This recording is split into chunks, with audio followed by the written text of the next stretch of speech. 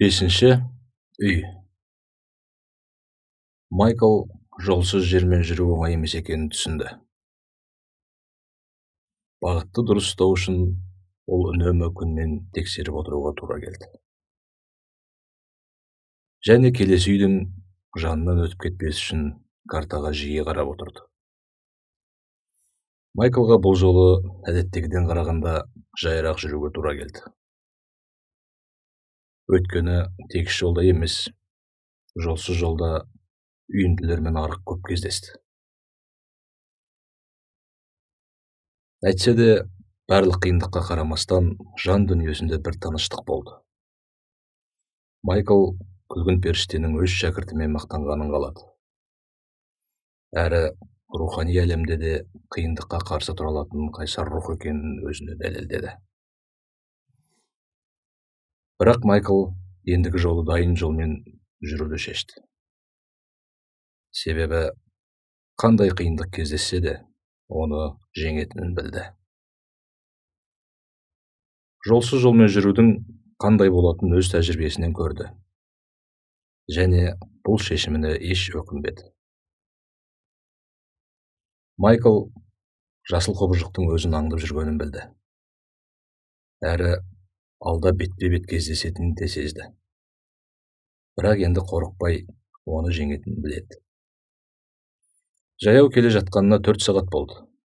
Күн бұзылып, тағы дауыл тұрды. Іздеп жүріп, бір үңгірді тауып, рюкзагінен картасын алды. Картаңызға рахмет, көк періште. Көкке алғыс айтуды ұмытпады. Періштелер әлемінде дауыл бола ма? Қызық екен деген сол еді. Дауыл бұл жерде тек адам ілім іздеп келгенде болады деп жауап берді көк. Егер мен болмасам, дауылда тұрмай ма көк? Мүмкін, деп күлді көк. Сосын, Майкл, бұл жаққа неше адам келді? Сенсең де, сенбесең де, картаға сенген сен болдың. Басқалары картаға қарамады, сенбеді.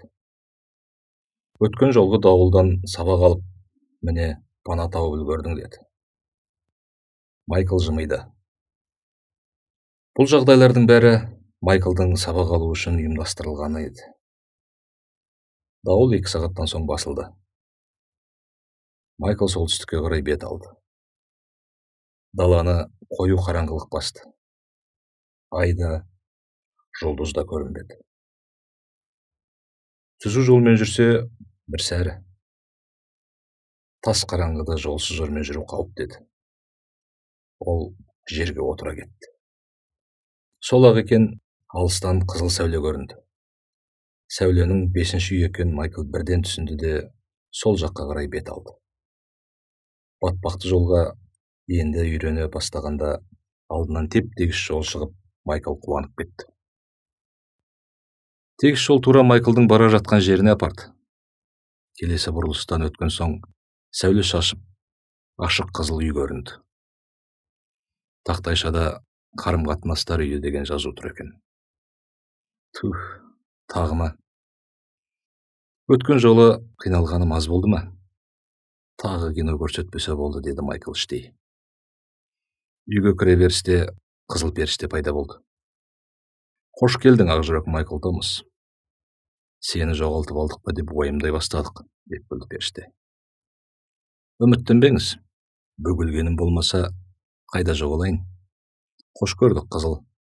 Бұл үйде күлгіннің залындағыдай картиналар көрсете ме? Жоқ, мүлде басқа. Қызыл періште кино актер сияқты сымбатты, сұлу еді. Бойы да ұзын. Майкл, қарның аш па? Я, мырза. Қызыл Майклды үйге кіргізіп, кіре берісте аяқ киімін шешуін өтінді. Күлгіннің үйінде айтқан несіне салғандай қызыл көзін қысты. Майкл өзі үшін бұл үлкен құрмет екенін түсініп, ыңғайсызданып қалды. Аяқ киімін үнсіз шешіп, ішке кірді. Әдеттегідей, үйдің іші сыртына қарағанда өте үлкен еді. Баспалдақтар, аркалар, үлкен терезелер, пейзаждар сырттан қарағанға мүлде ұқсамайды. Майкл Алиса ғажайыптар елінде деген кітапты есіне түсірді. Кэрол Люсис түсінде осы жерлерде болмады ма екен деп ойлады. Бір жерде ақ қоян жүгіріп жүрген жоқ па екен деп күлді іштей. Ақ келесі үйде, бірақ ол қоян емес, періште, деді қызыл. Майкл күліп жіберді. Осылардың ойды оқитынын ұмытып кете берем. Демек келесі үй ақ екен ғой. Ақ үй. Қызық. Жерде ақ үй десең басқаша естіледі ғой. Майкл өзінің қызылмен туысқандығын сезінді. Қызыл жасыл сияқты бауыр.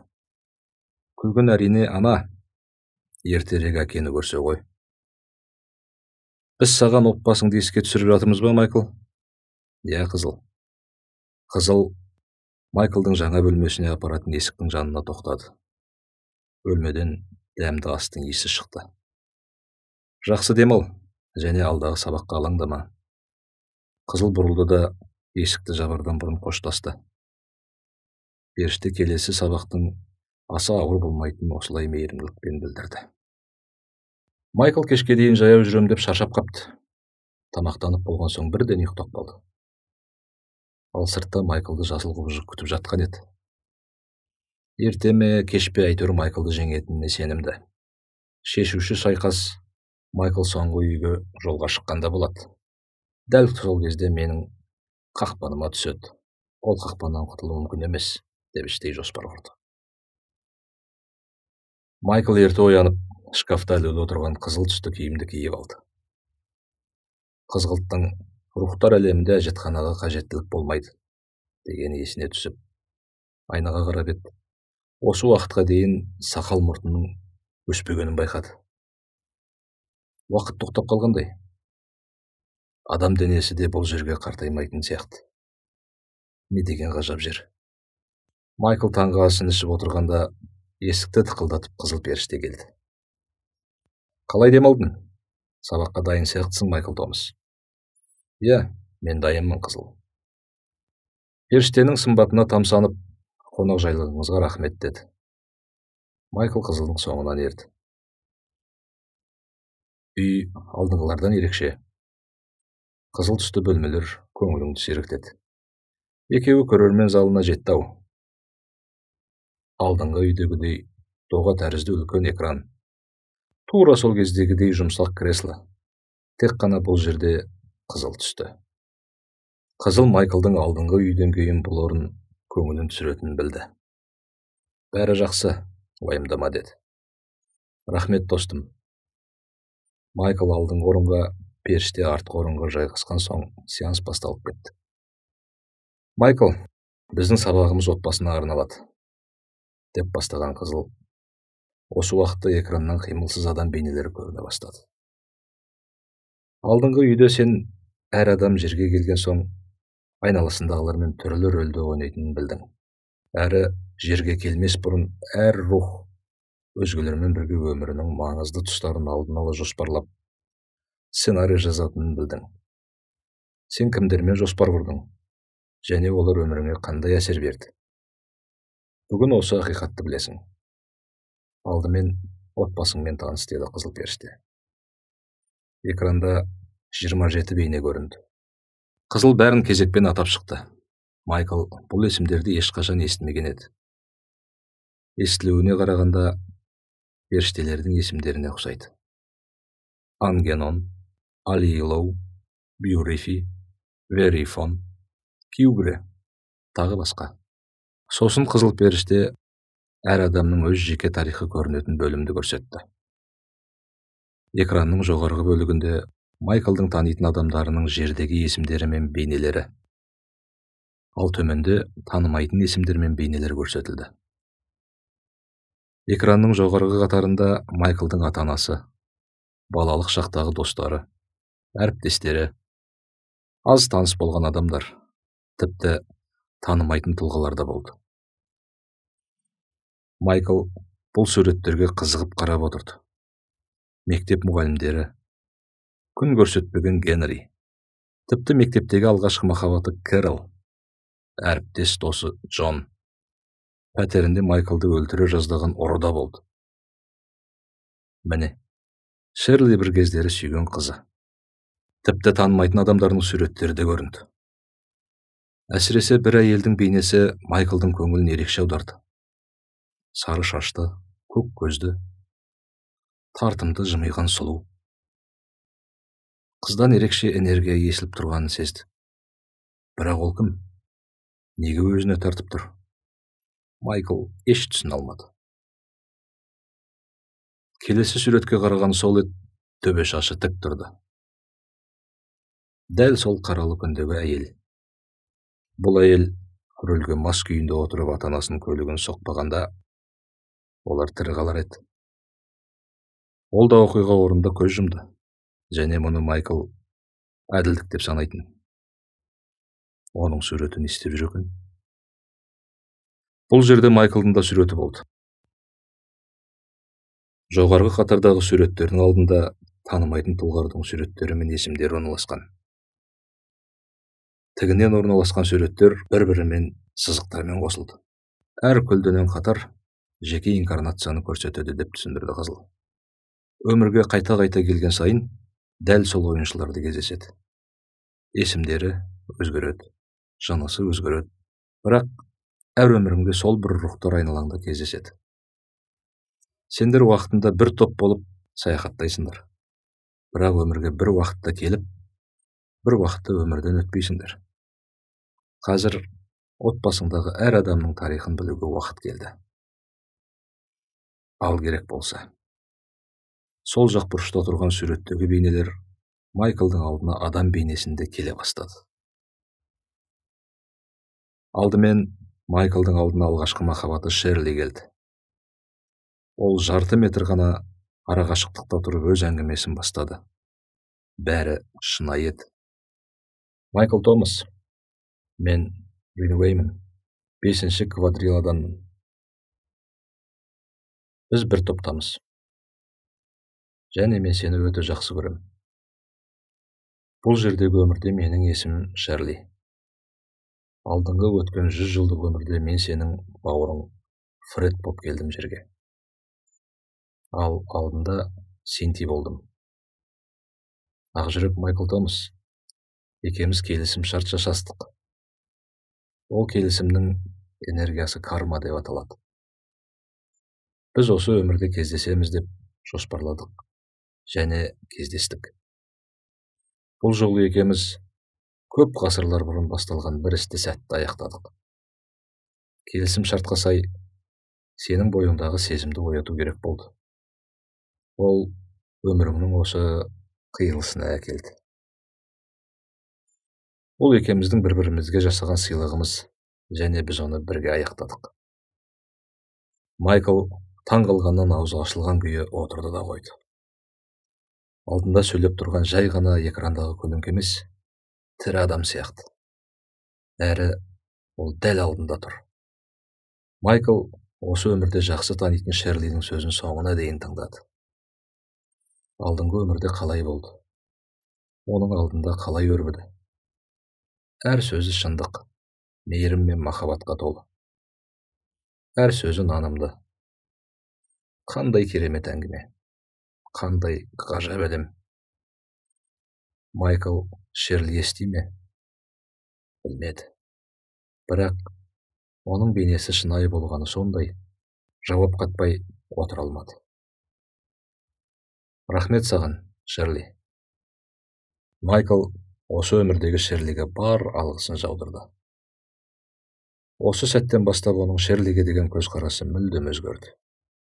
Енді Шерли Майклдың сезімін таптап, өмірін қор еткен қыз емес, ең жақсы досы болды. Шерли жайлап ауаға ұшып кетті де, Майклдың алды бос қалды. Мейірім мен махаббатқа толы келесі бейне пайда болды. Ол бір Роуз мырза болатын. Майклдың мектептегі сүйікті оқытушысы. Ол да Майклға бұрынғы өміріндегі түрлі рөлдерді көп кездескенін айтты. Бұл өмірінде бір Роуз мырза Майклдың өмірінде аз уақытқа ғана болса да болу керектігі белгіленген екен. Екеуінің де кездесуі әу бастан келісім шарт бойынша келісілген карма деп аталатын оқу энергиясын алып жүрді. Осы өмірде бұл энергия өте күшті болған жоқ. Майкл мұғаліміне ризашылығын білдірді де бір Роуз мырзаның бейнесі жоқ болып кетті. Оның орнын әкесінің бейнесі басты. Майкл қайғырған жоқ. Өйткені әкесі тірі, қарсы алдында тұр. Әкесі әңгімесін бастады. Майкл әр сөзін бар ыждахаттылықпен тыңдады. Одан кейін кезек анасына келді. Майкл жайлы креслода анасының кармалық сабақтар жайлы әңгімесін тыңдады. Менің есімім Элуин. Мен де 5-ші квадриладан боламын. Біз өткен өмірлерімізде әр түрлі кейіпте кездескенбіз. Мен сені қатты жақсы көрем. Әрі қарай анасы екеуінің әр инкарнацияларда қандай рөлдерде болғандары жайлы әңгімеледі. Тіпті ол Майклды бір рет өлтіріп қояды. Ол өмірде екеуі туған апалы сіңлілі болыпты. Анасы әр өміріндегі іс-әрекеттерінен туған энергиялар жайлы және келесі инкарнацияларда бұл энергиялар жаңа сабақтарға қалай негіз болғаны жөнінде айтты. Ол Майклдың жан дүниесіне ауыр сезім мен мұң тудырмады. Оның әңгімесі өте нанымды, шынайы, мейірімге толы еді. Анасы тірі, және ол алдында тұр. Майкл анасының бейнесі жоқ болып кетпей тұрғанда бірнеше сөз айтып үлгерді. Рахмет саған, Элуин. Менімен бірге болғаның үшін, сыйың үшін. Рахмет. Рахмет. Майкл тым болмаса ата-анасының шын есімін есте сақтап қалу керек деп ойлады. Себебі барлық есімдерді есте сақтау мүмкін емес еді. Әр суретке жан бітіп, Майклдың алдына кезекпен келе берді. Әр рух иесі өздерінің шын есімдерін атап, Майкл Томасқа деген сүйіспеншілігін айтып жатты. Бәрі өздерінің бір топқа жататынын жиі айтты. Мағынасы нені білдірсе де, бәрі 5-ші квадрил деп аталатын бейтаныс жерден келгенін айтты. Майкл бұл күні 27 отбасы мүшесінің тек 9-ының әңгімесін тыңдап үлгерді. Одан кейін жарық жанды. Майкл түскі ас жайлы мүлдем ұмытып кеткенін түсініп, креслода үнсіз отырды. Қызыл жақындап, шаршадың ба? Деді. Жоқ, мен ерекше сезімдемін. Бойым энергияға толып тұрғандай. Не болды? Аяқтайтын уақыт келді ме? Қызыл рахаттанып күлді де соңынан еруін өтінді. Осы уақытта отбасының қалған барлық мүшесі сөйлесіп үлгереді. Олар ас үйге беттеді. Майклдың басында мыңдаған сұрақтар тұр. Қызыл, сен менімен түстенесің бе? Саған тамақтың қажеті жоқ екенін білем. Дегенмен, сенен бір нәрсе сұрайын деп едім. Әрине, деді қызыл. Майкл ыңғайсызданып қалды. Мүмкін періштенің басқа да жұмыстары бар шығар деп ойлады. Ол қызыл бұл жерде тек Майкл үшін ғана және өзі сияқты рухани ізденіп жүрген адамдар үшін жүргенін түсінбеді. Екеуі ас үйге кірді. Дастархан 2 адамға арналып жайылған. Майкл таңданып, тағы біреу келе ме? Деді. Мені түскі асқа шақырдың деп ойладым, деп күлді періште. Бірақ періштелер тамақ ішпейді ғой. Оны кім айтты? Қызыл қуланған түрмен дастарханға отырып, өзіне жеміс шырынын құйды. Майкл одан әрі абдырап қалды. Енді, яғни, басқа періштелер тамақтанбаған еді? Қызыл Майклдың сөзін бөлді. Періштелерге тамақ керек емес. Бірақ, бүгін саған серік болсам қалай? Бірнеше апта бойы Майкл ешкіммен бірге тамақтанбаған еді. Соңғы рет тек жасыл ғана қасында отырды. Бірақ ол бетіне қарап отырмаса, тамақ ішпеген еді. Періштелердің ішінде осы қызыл адамға қатты ұқсайды екен деп ойлады Майкл. Мені адамға ұқсатсаң, бұл мен үшін үлкен мәртебе, деді қызыл. Қызыл жаңа болған оқиғалар шынайы ма? Олар менімен расында сөйлесті ме? Әлде бұл сендердің проекциялық аппараттарыңның эффектісі ме? Періште тағы да рахаттанып күліп, иегін майлықпен сүртті. Адамдар қызық негіз. Шындықты иллюзия дейді. Иллюзияны шындық көреді. Маған жауап бермедіңіз. Көргеніңнің, естігеніңнің бәрі ақиқат. Сендердің жердегі шындықтарыңнан гөрі шынайы, Майкл. Олардың әрқайсысы сен үшін осы үйге жеке келді. Майкл жауапты толық түсінбеді. Қызыл, анау бір түрлі есімдерді айтам. Менің суретімнің астында есімім жазылмапты. Жазылса да түсініксіз символдар тұр. Еш оқи алмадым. Сенің де өз есімің бар, Майкл. Бірақ ол әзірге сенен жасырылған. Егер оны білу керек болса, сен білесің. Немесе сенің бір бөлшегің біледі. Бірақ ол есімнің өзіңді таңдауыңа еш қатысы жоқ. Шындығына келсек, сен менің де есімді білмейсің. Бірақ бұл біздің жақсы қарым-қатынаста болуымызға кедергі емес қой. Қызыл бәліштен бір тістеді. Барынша адамға ұқсап тістегенін шайнап отырды. Рас, Майкл әр үйдегі періштелердің есімі туралы ойланбапты. Тек түсіне қарай айтатын. Қызыл, шын есіміңіз кім? Майкл Қызылдың тамақты дұрыстап жей алмай отырғанын түсінді. Жеген тамағы тәрелкеге қайта түсіп, 4 майлық қолданып үлгерді. Қызылдың бұл әрекетті сырттай күлкіледі.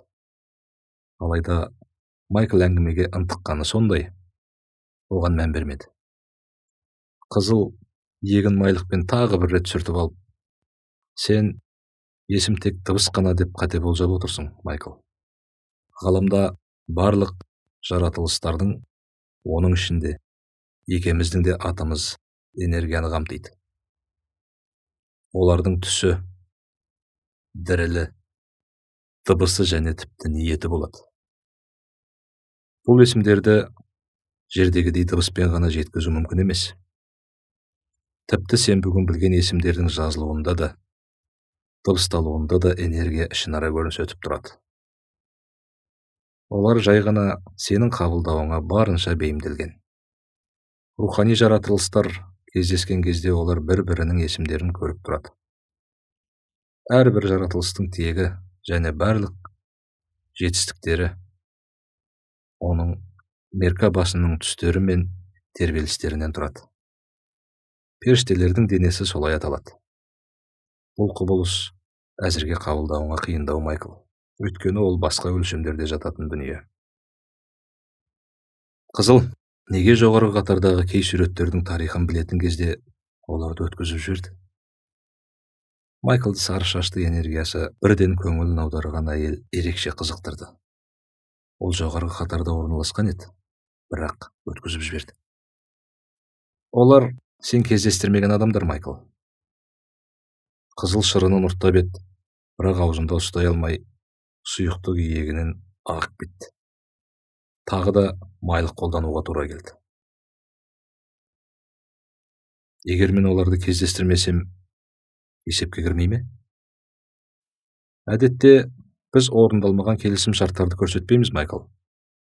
Сен ол адамдармен байланысыңды сезіне алмайсың. Өйткені сен олармен осы өміріңде кездеспедің. Сенімен кездесіп үлгерген топ мүшелері ғана сөйлеседі. Қызыл тамақ ішіп болғанын білдіріп орнынан тұрды да Майклмен қоштасты. Қызылдың тамақ ішкен орнын Майкл енді байқады. Төгіп, шашып, құдды 3 жасар бала ас ішкен сияқты. Майкл рахаттанып күліп, қызылым-ау, мен сені жақсы көрем, деп айқайлады. Періштелерге тамақ керек емес, бірақ Майкл мен тамақтану туралы шешімінің астарында қаншама сүйіспеншілік пен қамқорлық жатқанын түсінді.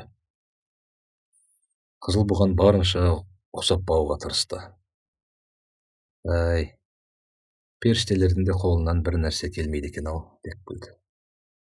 Сосын кілт тоқтап, Егер адамның кей ісін періштелер істей алмаса, мүмкін Құдайдың да қолынан келмейтін нәрселер бар шығар, деген сұрақ туындады. Иә, Құдай өтірік айта алмайды. Құдай жек көре алмайды. Құдай шешім қабылдауға қабілетті емес. Себебі ол бәрінің бастауы, қайнар көзі. Құдай әрқашан ұлы махаббатпен әрекет етеді. Жердегі сабақтарының мәні осы жерде. Сендер сол ұлы бастауының бір бөлшегісіңдер деген күлгіннің дауысы естілді. Майкл күлгіннің не айтқанын түсінбесе де, бұл сөздің ұлы ақиқат екенін түсінді. Мен білмейтін, түсінбейтін дүние көп екен. Уақыт өте түсініп кетермін деп ойлады іштей. Майклдың түсінде екі періштенің есімі пайда болды. Ашық түстер мен геометриялық өрнектермен қоршалған Аннихум мен Элуин. Керемет көрініс. Сол түні Майкл өте жақсы ұйықтады. Келесі күні Майкл сабақтың басталуын тағатсыздана күтті. Ол таңғы асын жылдам ішті де қызылдың артынан кинозалға кірді. Майкл қызыл креслоға келіп отырды да экранға телміріп қарап отырып қалды. Ол отбасының келесі мүшелері жайлы білгісі келді. Бұл жолы қарым-қатынастары нашар болған адамдар шықты.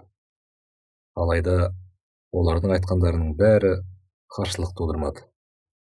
Бірінші болып бұзақы Генри сөйледі. Ол екеуінің келісім шарты туралы және осы келісім шарттың күрделі негізі туралы айтты. Бұрынғы бір өмірлерінде Майкл мен Генри бір кемеде матрос бопты. Сол кезде екеуінің арасында кикілжің өрбіп, болашақта келетін өмірде қиындау сабақ таңдауларына себеп болады. Мұның бәрі Майкл үшін өте қызықты және түсінікті болды. Генридің бейнесі сағымдана бастады. Ал Майкл оған мінсіз ойнаған рөл үшін алғыс айтты. Одан кейін ата-анасының өліміне себепкер болған әйел пайда болды. Ол болған жағдайды асықпай рет-ретімен айтып берді. Әйел өзін аяқтаудың кіріс катализаторы деп атады. Міне, тағы бір рухани термин. Бұл термин әзірге Майклға түсініксіз. Майклдың түсінгені бойынша, әйел сол түні ата-анасымен кездесу керек болған, және ол дәл кездесетін уақытына жетіп барады.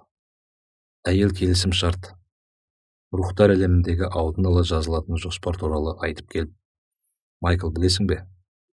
Жердегі сабақты жоспар бойынша аяқтап, үйге оралғанда басқа топтас рухтар шапалақ соғып қошеметтен қарсы алады. Өлім жердегілер үшін қайғы, рух үшін мереке. Рухтар жердегі сабақтарын рөлдегі ойын секілді бейтарап түрде көреді. Сен де осы ақиқатты түсін және түйсін деді. Әйел істеген ісі үшін кешірім сұрамады. Оның мәні жоқ еді. Өйткені бәрі жоспармен аяқталды. Бұрын Майкл ол әйелдің ата-анасымен бірге өлгенін әділ жаза деп түсінетін. Бірақ ішінде қатып қалған кек болатын.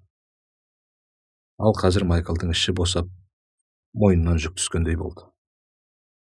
Сыйың үшін рахмет саған, қымбаттым. Майклдың бұл сөзінде ешқандай жалғандық жоқ еді. Бүгінгі күнге жоспарлаған отбасы мүшелерінің сөздері аяқталды. Майкл орнынан тұрып, кешкі асын ішуге шықты. Тағы да 9 адам оған келісім шарттары мен бұрынғы өмірлер туралы айтып берді. Бұл жолы Майкл қызылды бірге тамақтануға шақырмады. Жай ғана дастархан басында бірге отыруын өтінді. Қызыл, мынандай сұрақ. Бұл адамдардың көбі әлі жерде өмір сүріп жатыр. Олар қалай бір мезгілде менің алдымда тұрып өз тарихтарын айтты? Майкл Томас, сен тағы жердегі адамның санасымен шектеліп ойланып тұрсың. Қара, нағыз Майкл Томас бір уақытта көп жерде бола алады.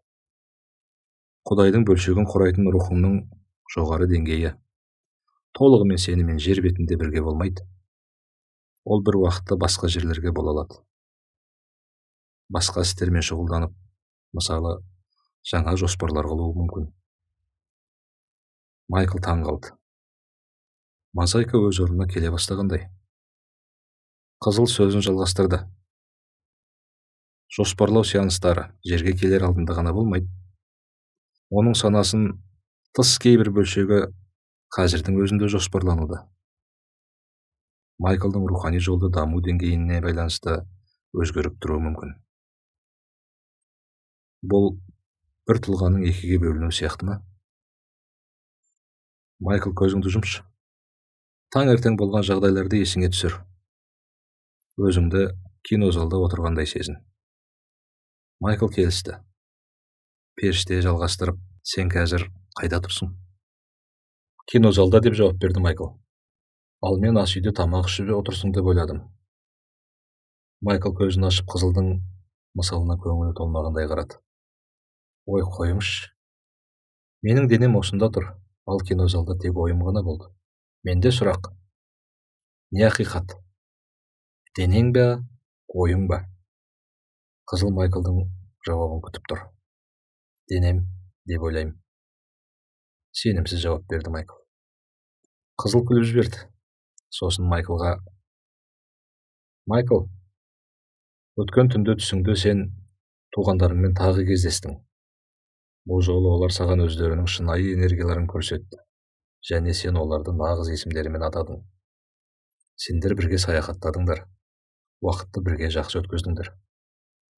Майкл ойланып отырып: сонда бұл шынайы болды дегіңіз келе ме? Иә. Бірақ мен ұйықтап жаттым ғой. Мұның бәрі менің түсімде болды. Сенің адами табиғатың, рухың шынайы ақиқатты түсінуге мүмкіндік бермейді. Жоғарғы сана, міне нағыз шындық. Физикалық қабық уақытша ғана беріледі. Сенің жасушалық құрамыңның ниеті ыдыс болса, рух сол ыдыста қызмет етеді. Сол үшін сенің ойың қай жерде болса, шындығың сонда. Сенші маған, бұл сөзім рас, деп қызыл жымиды. Мен денемді тастап кете аламын ба? Деп сұрады Майкл таңданып. Сен мұны үнемі жасайсың, Майкл. Өзің айтқандай, адам бір мезгілде екі, не одан да көп жерде бола алады. Бұл көрінгендей біртүрлі емес. Бастысы ыдысқа, яки тәніңе қайтуды ұмытпасаң болды. Жердегі өміріңде сананы тәнде ұстау міндетім деп санайсың. Бірақ рухыңның саяхат жасауына тән кедергі емес. Рухымның бір бөлшегі денеден басқа бір жерде деген едіңіз. Иә. Қызыл келесі қандай сұрақ қойылатынын білді. Қай жерде? Қызыл орнынан тұрып есікке қарай жүрді. Өткені Майклдың ұйықтайтын уақыты болды. Табалдырықта тұрып, ол барлық жерден де ең қасиетті жерде, басқалардың қасында, физика ғибадатханасында, Құдаймен бірге. Осыны айтты да шығып кетті. Ақпараттар тым көп көрінді. Майкл қорыта алмай қиналды. Физика ғибадатханасы несі? Бұл не дағы? Шіркеудің ғылыми жобасы, немесе Гаррисон Фордтың ойнауындағы жаңа кинофильмнің атауына ұқсас кете ме? Түх, әр жауап жаңа сұрақтарды туындатады екен. Майкл төсекке жайғасты. Ұйықтар алдында қызылдың түс шындықты бейнелейді деген сөзін есіне түсірді. Ол кеше түнде расымен туыстарымен саяхаттады ма? Егер солай болса, неге оның есінде анық қалмады? Қызыл үйде болатын соңғы күнде жетті. Майкл мен жоспар құрып жерге бірге келген рух саны азайды. Олардың бесеуі өткізілді, себебі Майкл оларды әлі кездестірмеді. Майкл өзі қиянат жасаған тарих пәні мұғалімнің әңгімесін, одан кейін соңғы өзін үйінде ұрып соғып кеткен ұрының да тарихын тыңдады. Сол ұрының арқасында осы жерге келгенін де білді. Майкл бәрін мұқият тыңдады.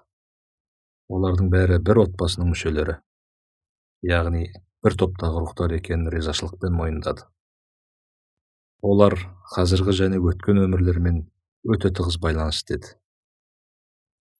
Бәрі аяқталғанда Майклдың өмірінде болған әр жағдайға көзқарасы түбегейлі өзгерді. Әттең, бұл ақиқатты көп адам білмейді, деп өкініп қойды.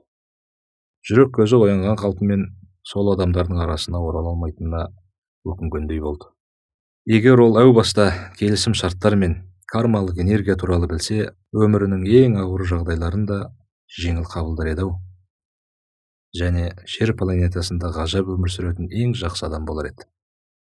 Мұның бәрі жер тұрғындарынан жасырын болатыны бекер емес шығар. Бәлкім періштелер елінде жиі айтылатын тағылымның мәні осында шығар. Жарықтың бар жоғын білу үшін адамдарды тас қараңғылыққа бағыттағандай. Не деген бас қатырарлық дүние. Не де болса, Майкл өзіне рухани ілім мен ағартушылық сыйлаған бұл сапарына өте риза болды. Құдайға шүкіршілік айтты. Сол кеште Майкл жасыл үйреткен әдіс бойынша тән, жан, рухын біріктіретін салтанатты әрекеттерді орындады. Процесс бірнеше сағатты құрады. Осыдан кейін Майкл өзінің жаңа деңгейге өткенін нақты білді. Бейнелеп айтқанда, биологиялық жүйесі рухымен бірікті. Әр түрлі үйлерде алған білімі оның клеткаларында физиологиялық реакция тудырғандай. Майкл рух әр клеткада болады деген жасылдың сөзін есіне түсірді. Енді бұл сөздер жаңа мәнге ие болды. Таңғы астан кейін Майкл өзінің толық жауынгерлік құралдарын, семсер, қалқан және сауытын киіп бөлмесінен шықты. Қызыл оны шығарып салу үшін күтіп тұрған еді. Майклды көріп, періште өзінің таңданысын жасыра алмады.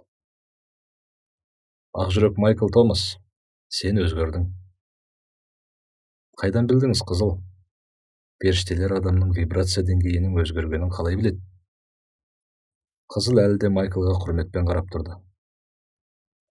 Оны сенің түсіңнен көруге болады. Мұндай қысқа уақытта сен сияқты бірден өзгерген адам жоқ. Сен бірегейсің.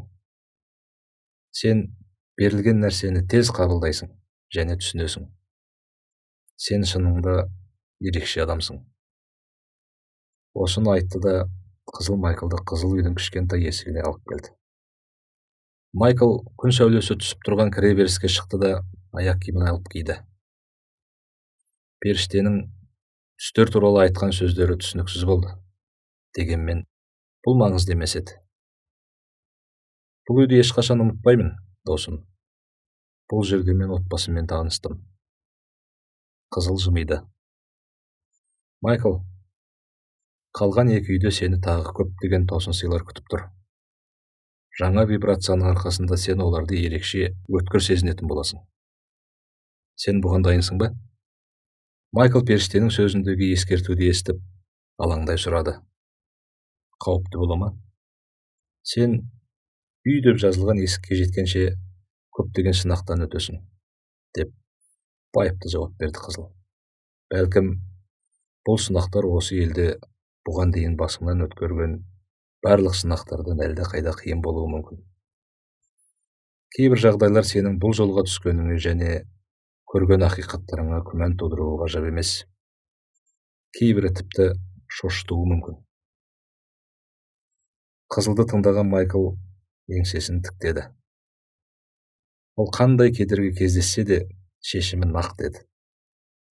Мұндай ұзақ жолды артқа шегіну үшін бастаған жоқ. Түсіндім, деді Майкл. Мен дайынмын. Иә, сен дайынсың, менің адам досым. Менің саған деген сұрағым бар. Осыдан кейін сен бұл сұрақты тағы 2 рет естисің. Ең соңғысы өте маңызды болады. Мен жауап беруге дайынмын, қызыл. Майкл сұрақтың қандай болатынын жақсы білді. Бірақ ол періштенің міндетін абыройлы атқарып, өзінен сұрағанын қалады. Қызыл Майклдың оған салтанатты сәттен ләззат алу мүмкіндігін арнайы беріп жатқанын түсінді және осы ісі үшін адамға риза болды. Ақжүрек Майкл Томас, сен Құдайды жақсы көресің бе? Иә, мен Құдайды жақсы көрем. Және бәріңізді, деп Майкл қызылды құшақтады. Бойы ұзын денелі періште құшағына сыймаса да, Майкл қолы жеткенше құшақтады. Қызыл бұл қоштасу қимылына бірден жауап беріп, көздері бір деңгейде болуы үшін еңкейді. Періште Майклды да құшақтап, оны ашық қызыл халатымен орап алды. Бұл сәтті ешқашан ұмытпаймын, Майкл. Бұрын соңды бізді адам құшақтап көрген емес. Бізді тек энергия деңгейі жоғары жан ғана құшақтай алады. Қызыл толқып кетті. Майкл бұл жылы сөздерді ризашылықпен қабылдап жолға шықты. Періште адамды шығарып салып, босағада тұрды. Ол Майклдың жетістігіне сүйсініп, даналығымен, қару-жарағының адам табиғатымен үйлесетінін мақтан тұтты. Мұндай бірігу бұрын соңды толық орындалмаған еді. Өлексе сасыған жиркенішті құбыжық та келесі үйге аттанған адамның артынан ерді. Қорқынышты жаратылыс періштенің жанынан өтіп бара жатып, оған сұсты көздерімен қарады. «Әй, сен жеңілесің-ау», деді періште құбыжыққа қарап. Сосын үйге кіріп жоқ болды.